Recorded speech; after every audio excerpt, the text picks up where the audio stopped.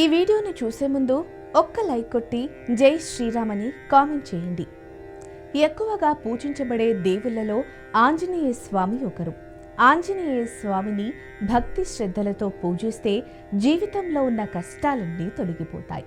తన భక్తుల కోరికలను తీరుస్తూ కొండంత అండగా, ధైర్యానికి ప్రతీకగా ఆంజనేయ స్వామిని పూజిస్తారు. ఆంజనేయ స్వామి బ్రహ్మచర్యుడు కాబట్టి హనుమంతుని ఆలయాలకు వెళ్ళినప్పుడు పొరపాటున కూడా కొన్ని తప్పులను చేయకూడదు. మనం తెలియక చేసే కొన్ని తప్పులు మన ఇంటికి దరిద్రాన్ని తెచ్చిపెడతాయి. కాబట్టి హనుమంతుని ఆలయానికి వెళ్ళినప్పుడు ఎలాంటి నియమాలు పాటించాలి, పొరపాటున కూడా చేయకూడని తప్పుల గురించి ఈ వీడియోలో తెలుసుకుందాం.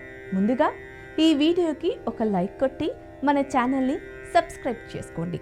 లైక్ కొట్టడం మాత్రం అస్సలు మర్చిపోకండి. మనలో చాలా మంది దేవాలయాలకు వెళ్ళినప్పుడు దేవుని విగ్రహాలను ముట్టుకొని నమస్కారం చేస్తారు.